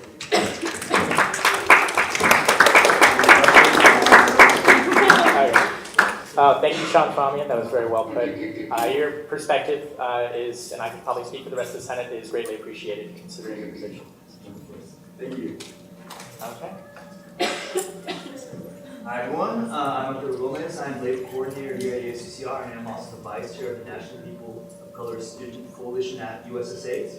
I'm coming in front of you tonight to actually make a request. I intend to submit a resolution on the issue of gentrification. For those of you who do not know what that is, gentrification is the practice of money interest coming into poor communities of color, mostly working class, and basically what they do is that they come in with the message of revitalization, but what happens is that poor people of color are essentially kicked from the communities because they cannot afford to live in their homes. Rental rates spike, housing values spike. If you're a real estate agent, it's good, but if you happen to have 2 jobs and a family, it's not exactly the best news you can hear. Now, I know, I'm sure some of you are aware of the Richmond Bay campus opening up in NorCal, and that there are concerns that gentrification may happen in Richmond Bay. And I know there are discussions about addressing the issue, but I really want us to further increase the exposure on said issue by passing a resolution to condemn any form of displacement of working people of color from their homes. If you would like to contact me, Abraham has my contact info. I work in his office. That's about it. Thank you. Senator Kima. Could you expand a little bit more on the Richmond Bay campus? Well, it's essentially a research campus that the UC system wants to open. Right now, it hasn't, and as far as I'm aware, no direct action has been taken on that, but they do plan to open up a research center, which will eventually become a campus within the next couple of decades, but as far as I know. But I do know that people will be displaced from this project, and I feel that as members of UC, we have a responsibility to try to address these issues as much as we can. Okay. Thank you very much, Arturo. Have a good night.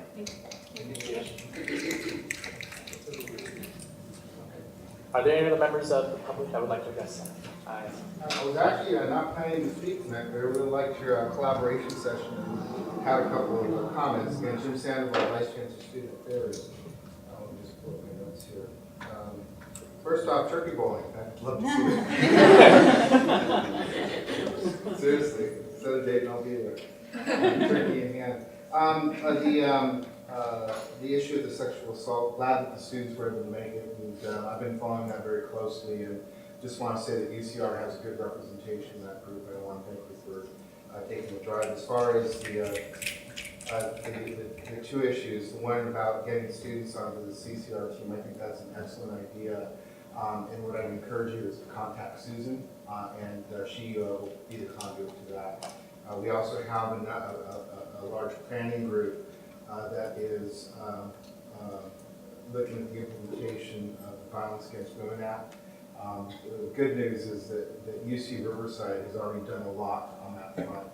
We have more to do, and I think we've been talking about it, and the intention is to have students participate in that. So again, another item for Susan.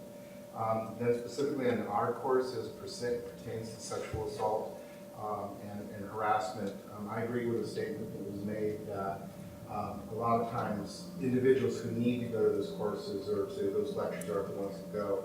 But one of the major programmatic initiatives that's been in place for years is bystander training. So the idea is that if you can ramp up a course that brings individuals who can be out there, eyes and ears in the community, and we're really targeting student organizations and not singling out any tribe, but a lot of these activities are within the student organizations. So getting leadership of organizations engaged and involved, and getting those people to come and be part of a course, and anything that we can do to help in terms of helping develop that. I think that's undergraduate education, right? Mm-hmm. So that I think that's really an exciting opportunity, one that's very much needed.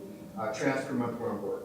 So sure, I'll help to draft the resolution to myself, and then we will make it happen. But I think that's a great idea, and I agree with the idea of starting to do the idea of working with the city and the collaboration. We also have relationships with very close relationships with about 9 or 10 in our local communities, going from the Barstow, Victorville, out to the desert, to the old desert. So happy to work on that. Fresh drinks, yeah, the hub is the right place to go. I would suggest maybe a conversation with dining services in advance, so share bar and everything. Let's see. Oh, the last thing I had was the Child Development Center. And Fernando, I want to thank you for reaching out to me. And you may have heard that we ran into a major problem this past weekend, wherein there was mold that was discovered in one of the buildings, and we had to effectively shut down the building on Sunday. We've been going through to determine that it's going to take about 6 weeks to do the remediation. The concern that Fernando raised was for students who've been displaced. We have been successful in relocating about 60, actually close to 70 of 84 students, children in the center. We're still working with the last 14 to try and find spaces outside. The last I had seen, there were 4 students. The rest are faculty and staff, but 4 students who we're working with closely, giving priority to our students, knowing that they limited flexibility. So I'm not at all looking to sound like I'm minimizing it. It's a huge problem for students to have gotten a notice from us over the weekend that that their child didn't have a place, and so we're trying our best to work through that. But I just want to know that we're doing our best to take care of it. And I appreciate the offer of financial support for the students. We're taking care of that as well. We're doing refunds and subsidizing as much as we can to minimize the effects. So just wanted to make mention of that. And again, I really like that collaboration session. So they're biting my tongue, not trying to raise my hand. So thanks. Thank you so much, Vice Chancellor. Are there any other members of the public that would like to address Senate?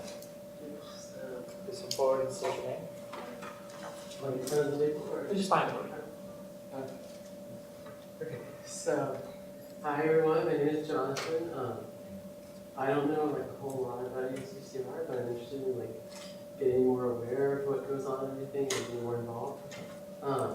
So, anyway, I guess like I have like I don't have a formal resolution drafted, but if that's how it needs to go about, then I'd be willing to like try and do that. I don't know exactly how to do that, but anyway, I had this idea that, and it's not completely my idea, but I'm part of Young Americans for Liberty, the Navigators, which is a Christian college campus, and I just like, I'm a commuter, and I came from like a private school. I was homeschooled in private school all the way until I came here, and then like coming here, I was kind of lost on such a huge campus for a while, and I was like not knowing how to like meet people and make friends and all this stuff and get connected to the campus, and didn't know where anything was always late to my classes for the first couple weeks or whatever. So anyway, how I actually like started to make connections was through student orgs, and I'm also like I believe in like volunteering and community service and stuff. I've been volunteering at the Los Angeles Library at Riverside Library for a few like a month or two now.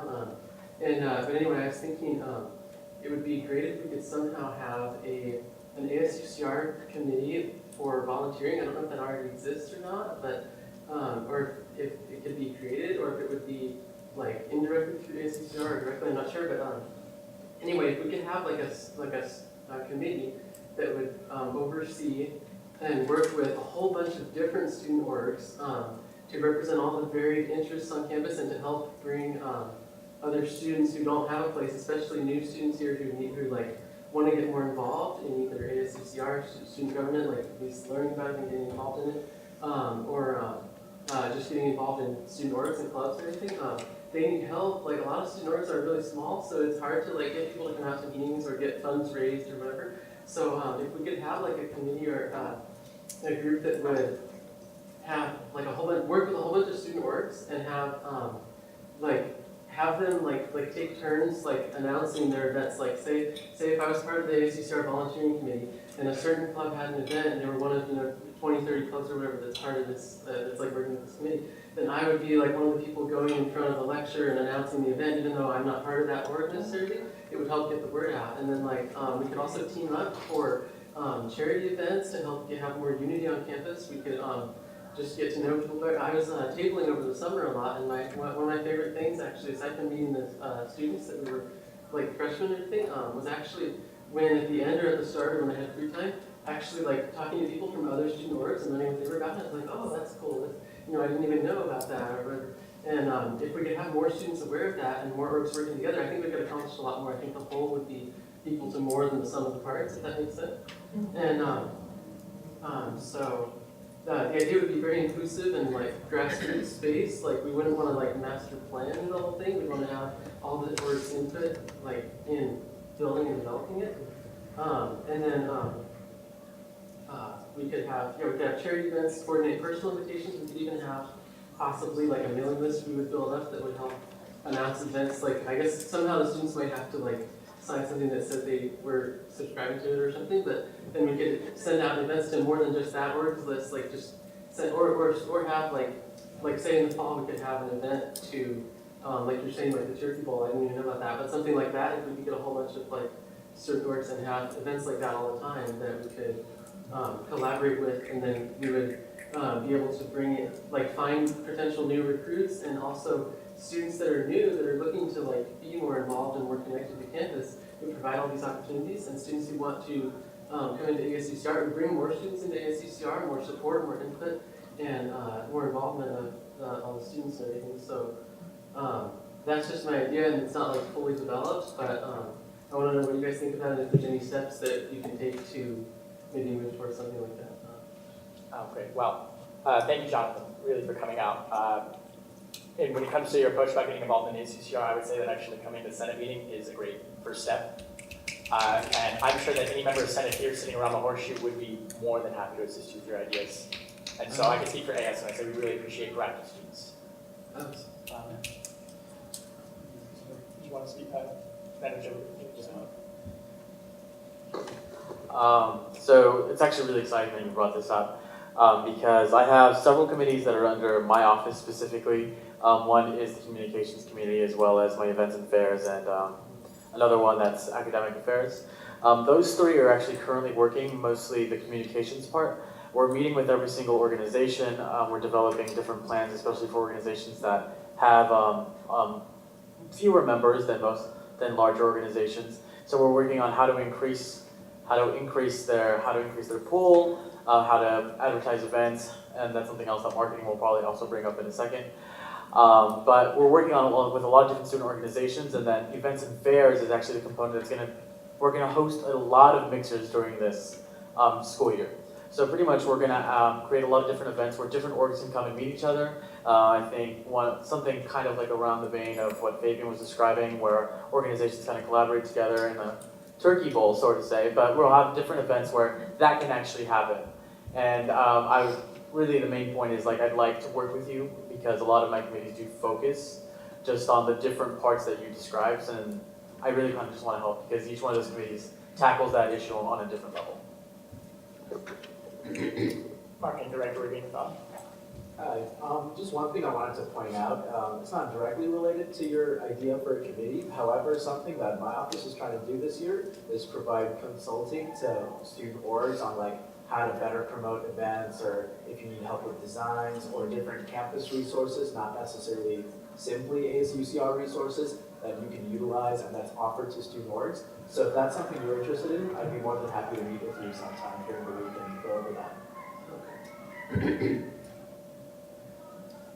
Okay, were there any more points? Senator Collecting. Yeah,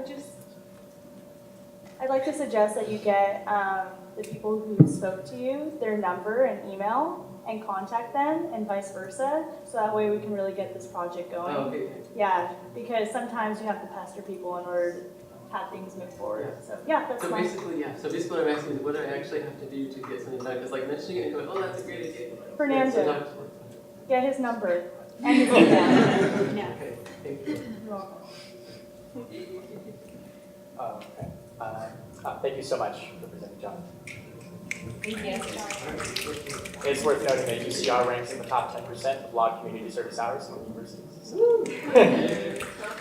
Yeah, that is definitely something that helps. Okay, are there any other members of the public that would like to address Senate? Okay, seeing none, we will now move on to our next item on the agenda, and that will be roundtable and announcements. Previous meeting, I began from my left and to my right, so I'm going to change it up and go from my right to my left. Okay, Senator Jason Ramirez. Pass. Okay, I know I already spoke, but I do have Senator one. Summer Shaver. Okay, next Wednesday there is going to be a in action to show solidarity about the girl on another campus. I don't remember which campus it was. Columbia. University. Sorry, I'm so tired. Yeah, she carried her mattress around campus because her rights weren't given to her. So in solidarity with her, bring a pillow or a mattress. If you're uncomfortable carrying a mattress, you can bring a pillow. And I'm going to be publicizing this. If you could let people know, next Wednesday at noon, we're going to be walking around the bell tower in solidarity. And I'm going to be sending out the recommendations by the Office of the President, or the University of California Office of the President, just so that you all have that for reference from what I was talking about today. Oh, point of clarification, I guess. Go ahead. So that day is also a big festival for the food trucks, right? So is that gonna dispatch the the march, or how is that gonna? Marketing Director Ravina, if you'd like to clarify. If you want, we have a copy of the map that shows all the trucks, but I can tell you right off the bat, you might want to avoid the bell towers, Heath Lawn, and Pierce Lawn area, just because of the lines. Okay. Have a point that you'd like to address? Vice President Schultz, go ahead. Yeah, I think if Ravine, you can get them a map, that might be useful, but I would say precisely because of the fact that there are so many people there is the best reason for you to do it there. Oh yeah. So it would be great to have a map so that you're not hitting people upside the head with mattresses, but it would still be really good for exposure. So I really like the idea, and my office is definitely willing to bring so many people to help you out. Because of the way that UCSA has taken on U-Consent, we're not taking on any roles as organizing these events, but we're definitely available for any help that you all might need as resources. The argument could be made that hitting with mattresses would really drive the point home, yes. Sorry, one more thing. Do you mind emailing me some information so I can come up with a poster or something like that for it? I would really appreciate that. Absolutely. Senator Delaney. I know I'm right next to you, but I'm sure Panhellenic would want to get involved as well, because it's a women's institution. And I'm sure IFC inclusive. Yeah, and I wanted to involve ISC in the research department as well. Yeah. Senator Delaney, since you already have the floor, please proceed with your announcement. Senator Carlton Nguyen. Pass. Senator Richard Lee. Pass. Senator Christian Arnott. Senator Akeem Rath.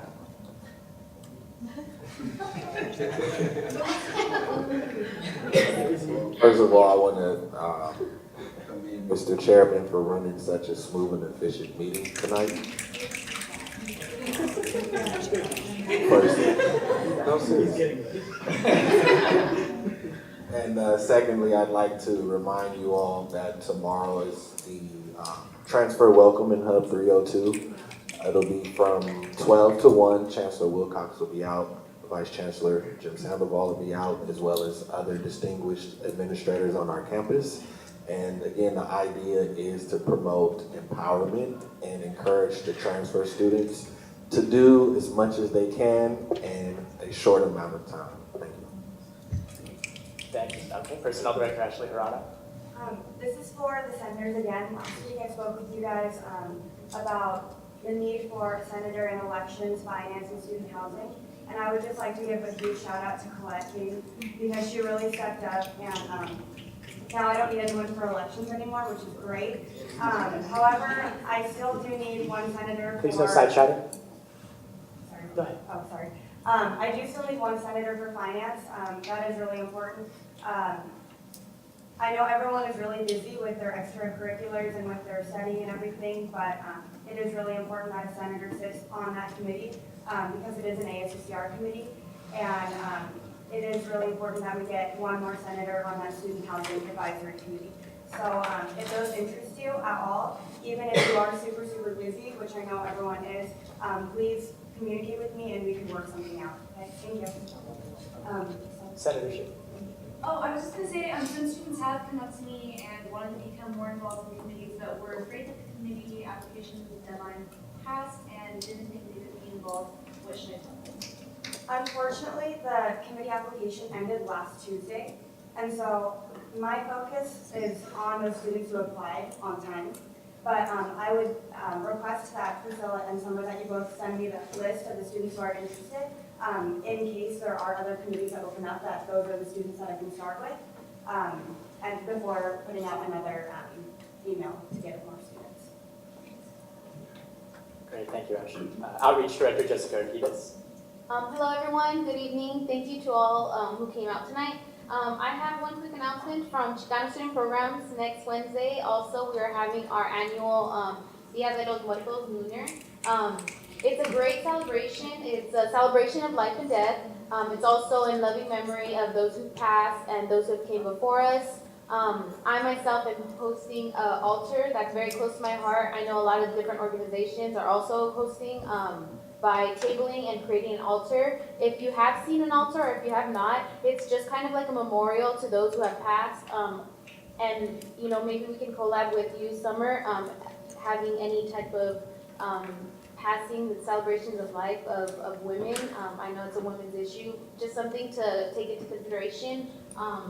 But I do have flyers. If y'all are interested in taking them, I have plenty. I'll also be putting some into the ASUCR boxes. But it'll take place at the Bell Tower, October 29th from 11:30 to 2 p.m. So we hope to see y'all there. I really appreciate if possibly we can have, I know ASUCR tables. I'm not making it mandatory because I know there's a lot of events going on, the Food Truck Festival, the student action, and of course the altars.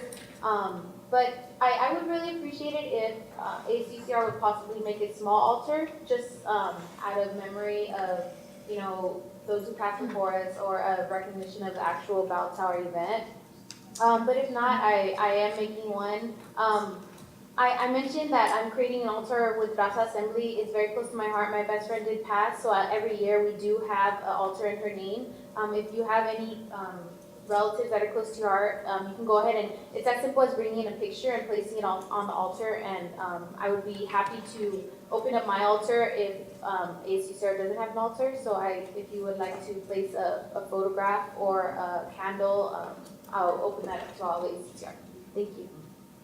Thank you. Elections Director Stephanie Rice. President Pro Tempore Devin Plaza. Again, really quickly, if you're free Tuesdays at 5 p.m., senators, please email me, text me. I need 2 more for LRC. Thank you. Yes, I would like to impress the importance of serving on LRC. It is vital. Okay. VP of Finance, Irish Shem. Pass. Okay. VP of External Affairs, Abraham Belmont. Yeah, since we're no longer doing reports, I really want to make sure that everybody's really aware of what my office is doing as much as you possibly can. So we have our External Affairs Executive Committee meetings every Wednesday at 1 p.m. In the ASUCR conference room. So if you want to come out to those, please make sure you come out. The way that we hold our meetings is open to everybody. So if you come to the meetings, you'll sit around the table and participate just like any other officer would. So if you want to come out and really have a say in what we're doing as an external affairs office, make sure you come out and just participate. There's no binding obligation for you to come to any specific amount or anything like that. So if you ever have any free time and would like to see what's going on or what we're talking about or would like to contribute to the conversation, definitely make it out. And then aside from that, I also wanted to remind anybody on the Horseshoe or in the Galley that applied for the Students of Color Conference and that was extended an invitation to go with us, to please submit your travel contract as soon as possible. I extended the deadline to this Friday at 12 p.m., but if I don't receive your travel contract by that time, I'll be dropping you and I'll be taking somebody from my waiting list. I do have an extensive waiting list of people waiting to go. So definitely, if you don't submit your travel contract, don't expect to keep your spot. And if you're on the waiting list, make sure you watch out for that information because as people drop or as I don't get travel contracts, I'm sending emails to the people on the waiting list. And I'm also giving those individuals a specified amount of time to turn in their travel contracts. If by any chance I exhaust my waiting list, I'll open applications back up briefly for anybody that might want to go last minute. So look out for all that information. Cool. So first things first, of course, Food Truck Festival is next week on Wednesday. Senate, especially if you want to volunteer, make sure to get in contact with Ranjit and Raveen. I'd like to just thank Raveen and Ranjit. I know Ranjit's not here, but they've done a lot of work for it and they've coordinated a lot. So I'd like to give a special thanks to them. Look out on the Highlander, there will also be a big article on the Food Truck Festival as well. Another thing is that my ECAB meetings for my Internal Affairs office will be held on Thursday, 11 to 12. So if you want to go in there, we'll be in the conference room, and it's also going to be open to you all to actually come in, participate. If you have any questions on any of the things that we're working on, or just want to collaborate, then you can come into that space as well. The last thing I have, we're having an event on October 27th from 10 to 11 a.m. And I actually want to yield my time to Francisco, who's in the galley. I kind of want to have him explain what the event is.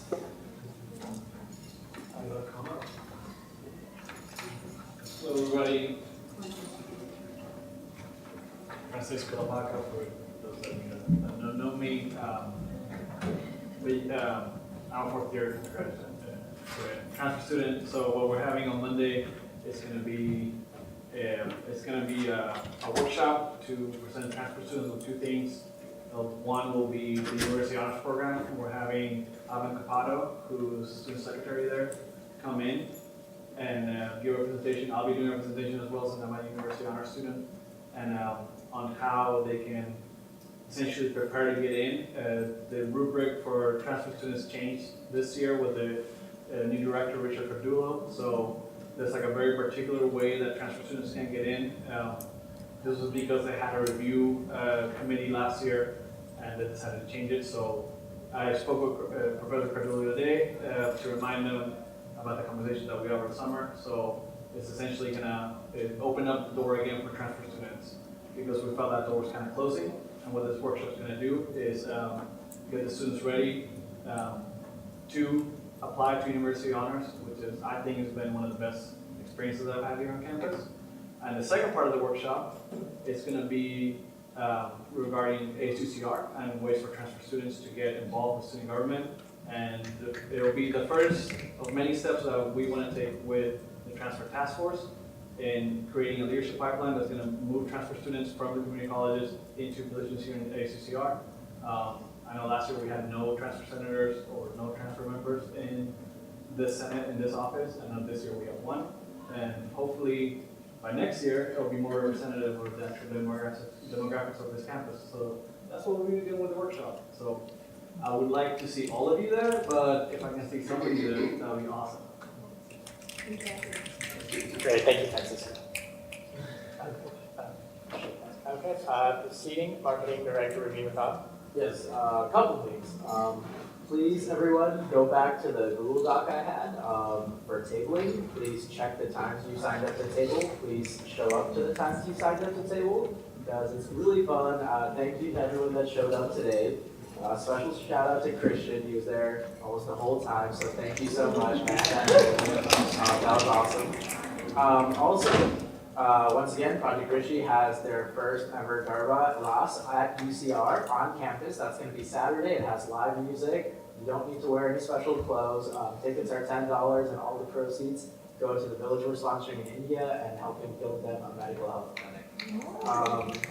And next, for the senators that do want to volunteer at the Food Truck Festival, we've had a total of 3 mandatory sessions. You need to attend one of them for training. So one of them was today. The next one is tomorrow from 10 to 11. And the last one is Friday from noon to 1. So I post that on our ASUCR Facebook group, just in case. And I know Herman's going to go over this, but happy early Diwali, everyone. Vice President for External Affairs. Yeah, I just wanted to say, if you sign up for tabling to help Raveen out, make sure you actually make it out, because as somebody who's done tabling like for voter registration, it's really difficult to man a table and a canopy and everything by yourself. So if you sign up for tabling, please make it out. I know Raveen's a really nice guy, so maybe that's why he didn't say anything, but it really is really difficult to do things when you're not able to make it. And if you're not going to make it, at least let Raveen know so that he's aware of what's going to happen, and we can close early or open late or whatnot, or any adjustments that need to be made. Okay, thank you. Senator Herman Singh. Yeah, so tomorrow is actually 2 holidays. One is Diwali, which is a I believe, a Hindu religious holiday, but more so also a South Asian cultural holiday. So as a Sikh, we don't necessarily celebrate religiously. However, we actually have another holiday that falls tomorrow, which is called Bandi Chor Divas. It's a very important holiday in our religion.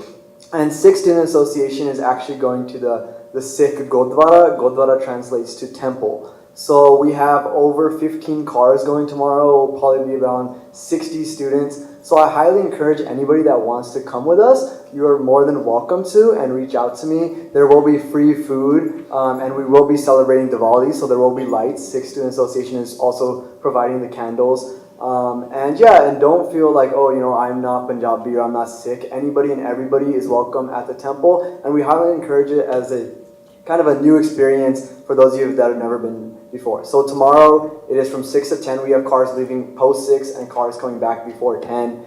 So if you want to come, I highly encourage it, and let me know. Thank you. Thank you. Senator Reed-Blake. Hey everyone, again I want to thank the galley for coming out, and for those who came out earlier, shout out on the YouTube video that you hopefully will be watching. So first of all, I wanted to mention that Senator Delaney and I are working on a committee on leadership conference. The conference is set to take place tentatively on January the 30th or the 31st. It's still something that we're working with a few folk from different departments. It's a project that's being spearheaded by Joseph Martinez. He's the interim senior coordinator of student organizations and campus vitality. So just so you're all aware, that is going to take place in a few months. And I wanted to make just an announcement and kind of just like a suggestion for people who wanted to collaborate, an informal collaboration. If y'all have any ideas, some workshops that we want to have pertain to the effects of media on gender roles and stereotypes, creating a campus community at UCR, the significance of diversity, and the importance of inclusive language. Also leading without gender bias, things of that matter. So if y'all have any people in mind about who would like to volunteer to be speakers for these workshops, or even if you have like keynote speakers that you would think would be beneficial to this workshop, definitely speak to me or Delaney. The other thing that I wanted to mention is tomorrow I sent out a message to the group me, but to all those who are sitting in the galley, we're having the University of California Riverside Extension is hosting California's 41st Congressional District Candidate Forum, and that's where the two congressional members who are running for office will be having their debate. That's going to be taking place at the extension tomorrow at 6:30, going until 8:15. You can definitely go to the extension website for more details. I'd love to see people there to inform themselves about those candidates if you're not already aware. Thank you. Thank you. Senator Fabian Escobedo. Pass. Senator Priscilla Perret. Okay, so actually I didn't think I was going to give any announcements, but contrary to that, I'm speaking right now during announcements. So I really wanted to bring home the Wednesday tabling issue. I know it's been mentioned twice already, but maybe a third time is going to bring it home for all of us here. And we do owe it to the students who have elected us to be in these positions. And I think we really, if you sign up for those times, then you are accountable and you should be going to Wednesday tabling at those times. And that's pretty much it. Thank you.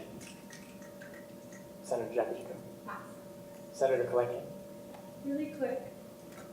Really quick, with the projects that I brought up earlier, if anyone wants to help me, I kind of need help. And I don't think I said that once, but I do. And it would be great to have your help. That's all. It's exactly why we have collaboration, senators who are willing to put up their assistance for those kind of projects. So thank you. And last but not least, Senator Ali Isles. Wonderful. Okay, well, before we move on to our next section, I just want to thank the galley for coming to our meeting. Hearing your perspectives and opinions is really essential to our work. So with that being said, do I have a motion to adjourn the meeting? Motion to Senator Kalecki. I motion to adjourn the meeting. Did I say that correctly, King? I move to adjourn this meeting. Correct. I move to adjourn. There we go. Second that motion. Seconded by Vice President of External Affairs Abraham Galvan. All those in favor? All those opposed? And abstain. Okay, great. This meeting adjourns at 8:32.